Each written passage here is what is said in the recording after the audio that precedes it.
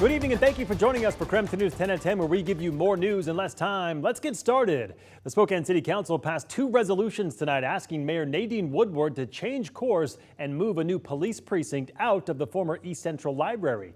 Several council members believe that space could be better utilized. KREM 2's Kyle Simchuk shows us what they're now proposing. Even though council passed these resolutions, it won't force the mayor to move the precinct. Council members claim there wasn't enough public feedback collected. The mayor told me that's just not true, and that the vast majority of neighbors and businesses want the precinct to stay right where it is. This June, Mayor Nadine Woodward announced the former East Central Library would be home to a new police precinct. The idea gained support from businesses, neighborhood councils, the Martin Luther King Center, and hundreds of residents that took part in a thought exchange, according to the mayor's office. Overwhelmingly, 600 people responded to that thought exchange. Overwhelmingly, they wanted police presence, a police precinct in that location. None of this is a surprise to anybody. Councilwoman Betsy Wilkerson was so upset with the announcement that she organized a protest. She claims the mayor promised council members they would have a say in the location. We were asking for a seat at the table to be a part of rebuilding East Central. So this is going to be a precinct, y'all. A precinct is not open to the community. It is a locked building. Wilkerson also challenged the results of the thought exchange that the council itself put out 7 months earlier, saying that anyone from any neighborhood could participate. We don't know if those were truly the voices of East Central or not. This has been a polarized issue, so it would not surprise me that there was an organized campaign on either side of things at all. Councilman Jonathan Bingle took issue with claims that the results weren't accurate. We like the public model when it agrees with what we want, and then when it doesn't, then we say, oh, you know what, actually we got to do it again. We didn't have a good enough public process. Wilkerson wants the precinct on East Sprague and says data from Spokane police shows there's more issues with crime in that area. She also believes a healthcare clinic would make better use of the former library. Councilman Michael Cathcart argues that East Central needs a new precinct now, and shopping for a building on East Sprague would take too much time and cost too much money.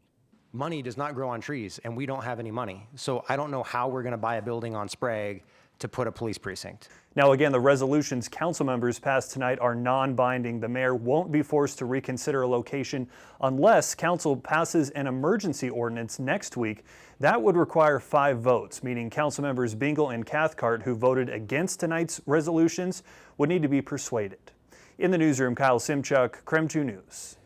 Now to our night beat with a quick look at the day's top stories. Spokane County Sheriff Ozzie Knezevich has made it clear that he is not running for re-election and he plans to retire, but it turns out he's not necessarily leaving law enforcement.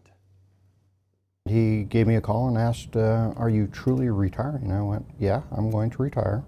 He said, well, I'm going to retire as chief and I'd like to run for sheriff of Sweetwater County.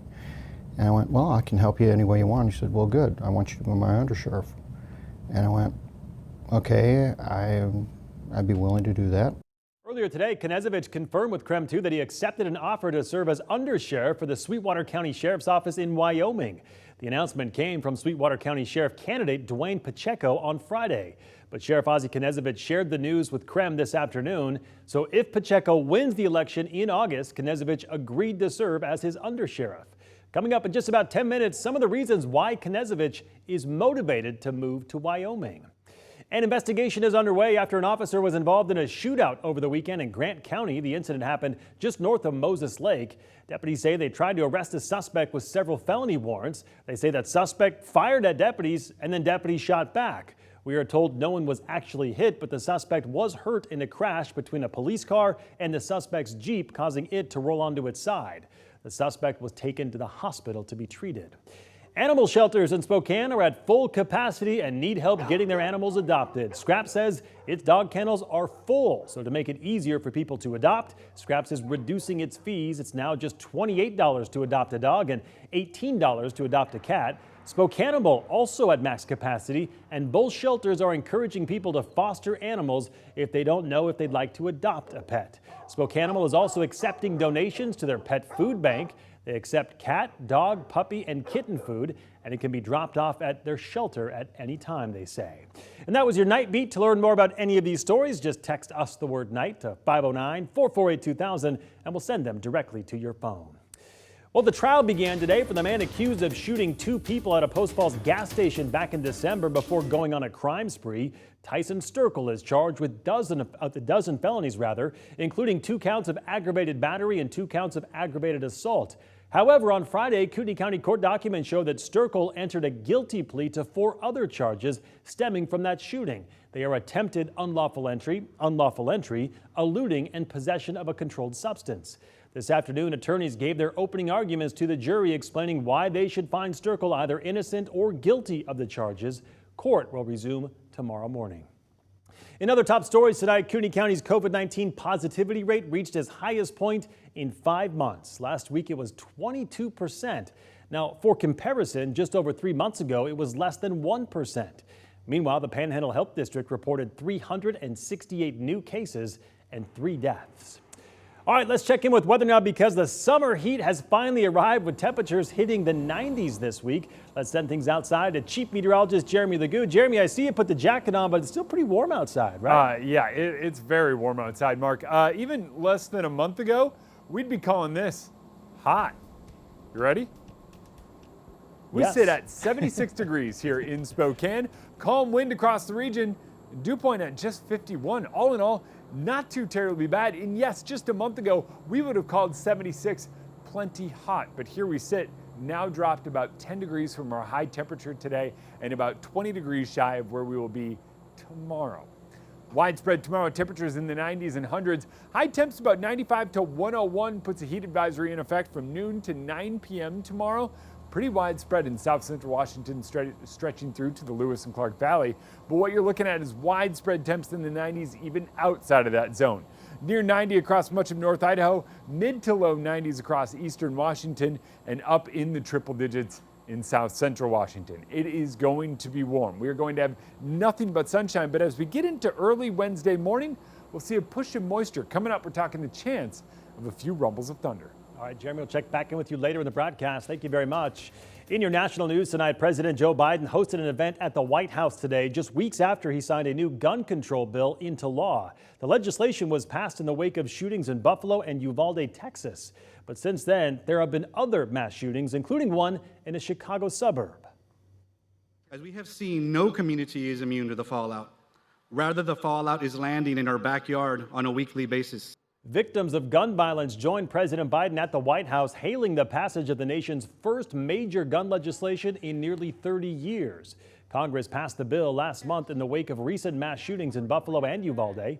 President Joe Biden is calling for the return of the assault weapons ban of 1994 that he helped pass when he was a senator. Meanwhile, House Democrats will consider votes on abortion rights measures tomorrow. One of those is the Women's Health Protect Act.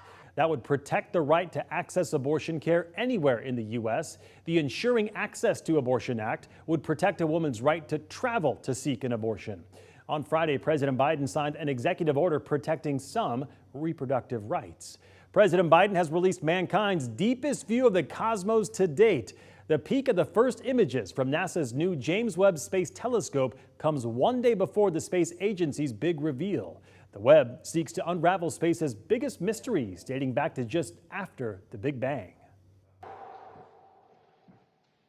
A historic moment for science and technology, for astronomy and space exploration, for America and all of humanity.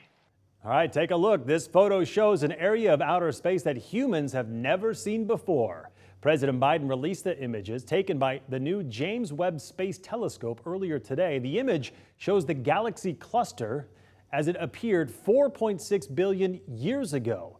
It's a composite made from images of different wavelengths over 12 and a half hours. And it's just one photo capturing the deepest part of space. NASA is unveiling more images tomorrow.